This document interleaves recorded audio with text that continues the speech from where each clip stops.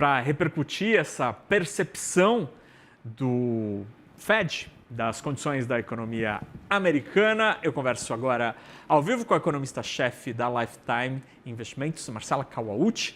Boa noite, Marcela. Obrigado por estar aqui agora à noite com a gente aqui na quarta-feira. Marcela, como o Fed muda alguma coisa para as próximas reuniões de política monetária por lá e como o Fed costurou essa avaliação com tantos dados econômicos não sendo conhecidos por causa do shutdown? Boa noite. Boa noite, Naka. Boa noite a todos. Bom, esse livro bege, ele sempre é divulgado 2 semanas antes da reunião do FONC.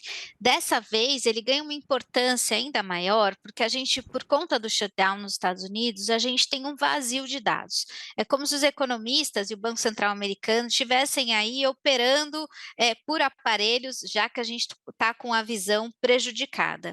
E o livro bege, ele faz uma apuração regional da atividade econômica e da inflação também nos Estados Unidos. Não a inflação ao consumidor, mas a inflação, por exemplo, de salários. É uma apuração em tempo real, acaba sendo um dado muito espalhado, né? A gente não tem um único número que representa o livro bege, mas ele é bastante relevante para trazer aí como se fosse a sensação térmica das regiões ali nos Estados Unidos. E como eu falei, ele ganha uma importância adicional agora, porque já que a gente tem muita dificuldade de enxergar a economia americana com mais profundidade, sem os dados, né, sendo divulgados, esses números ajudam a gente justamente a aferir a temperatura da economia americana. E como ele falou, a mudança ali em relação aos números que a gente já tinha até o mês de setembro, são mudanças pequenas. Isso é importante. Então, a partir daí, os economistas e o próprio Fed começam a entender, né, o que dá para tirar dos dados defasados que a gente tem. Me parece que a gente tem ali uma manutenção da sensação que a gente já tinha antes. E aí isso acaba dando indicação do que o Fed está vendo e de qual diagnóstico ele vai trazer para a gente na reunião do fim do mês. Se pouca coisa mudou em comparação com semanas atrás, ali, quando o corte de juro foi anunciado, dá para apostar $10 ali que o Fed vai cortar de novo na mesma magnitude na próxima reunião? Conta para mim qual é a sua aposta. Dá para apostar os $10 sim, se puder fazer esse bolão. O que a gente tem é justamente a apuração, né, de que a atividade econômica continua muito fraca, e isso reforça aquela escolha que o Fed teve que fazer. O Fed, ele tem o duplo mandato, então ele precisa manter o emprego no seu patamar máximo, né, no máximo possível, ao mesmo tempo que ele garante a estabilidade de preços. Dado que ele entende que o cenário está muito parecido com o que ele tinha na última reunião, quando ele fez a escolha por cortar os juros e por incentivar a atividade econômica, a gente imagina que ele vai continuar nessa toada, né? Essa escolha vai se manter na reunião do Fed daqui a 2 semanas. E tem mais uma questão importante que se adiciona, né, nesse cenário, que é o discurso do Powell de ontem, em que ele falou que vê sim riscos para a inflação, mas que ele vê os riscos de mercado de trabalho ali ainda muito preponderantes. E além disso, ele falou que vai parar com o enxugamento da liquidez na economia americana, ou seja, o Banco Central americano tinha colocado muito dinheiro na economia americana durante a pandemia, depois começou a enxugar essa liquidez, que é uma forma também de desacelerar aquela economia, e ele falando que vai parar com esse enxugamento, também indica para a gente que ele está privilegiando aí a questão da atividade econômica. Então, as indicações são todas de que deve haver um corte de juros na próxima reunião também. E, Marcela, dias depois da reunião passada, alguns economistas começaram a discutir, foi uma discussão ali incipiente, mas a possibilidade de termos um corte maior na reunião seguinte. Dá para avaliar esta possibilidade? Ela ainda existe nas discussões, nas posições do mercado futuro?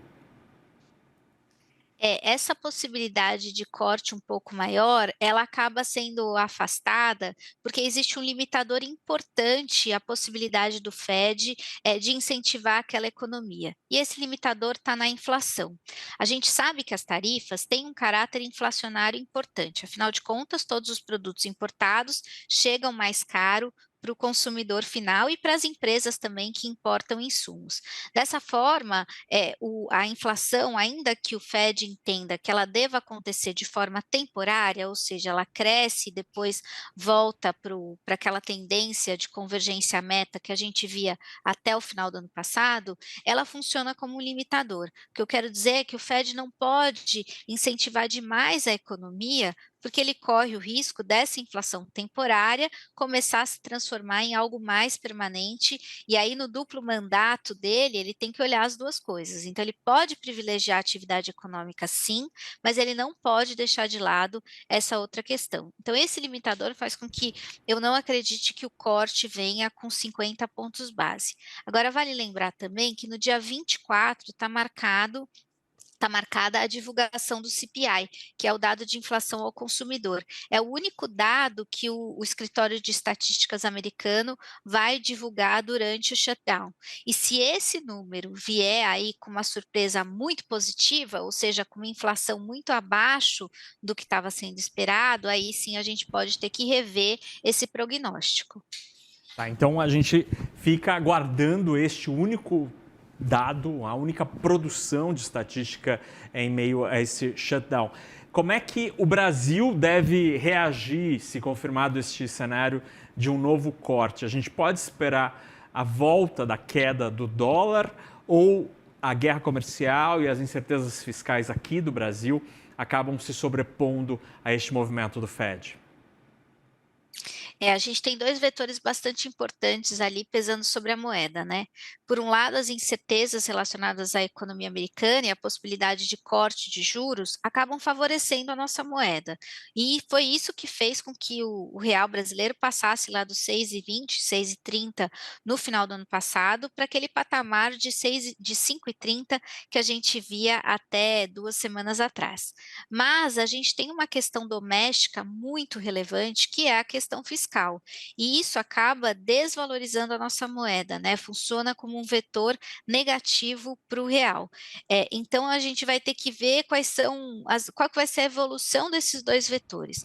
O corte de juros, a princípio, né, olhado sozinho, que os economistas chamam de ceteris paribus, né? Se a gente isolasse somente o corte de juros, nos Estados Unidos, a gente deveria ver uma valorização da nossa moeda, porque aí também o diferencial de juros acaba favorecendo o real brasileiro. E aí, com todas essas incertezas em relação à guerra comercial com a China, isso acaba ficando ainda mais proeminente. Mas se a gente tiver uma deterioração da questão fiscal, seja por conta de aumento de gastos ou de dificuldade do governo de encontrar novas fontes de receita para fazer frente àquela MP que saiu do Congresso, aí a gente pode ter uma piora aqui dentro, né? Isso acaba jogando contra a nossa moeda. Então, é muito difícil dizer agora o que vai acontecer, porque vai depender da força de cada um desses vetores.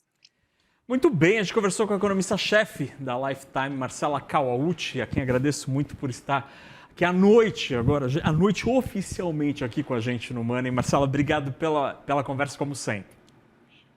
Naka, é sempre um prazer falar com vocês. Muito obrigada pelo convite. Tchau, tchau, boa noite.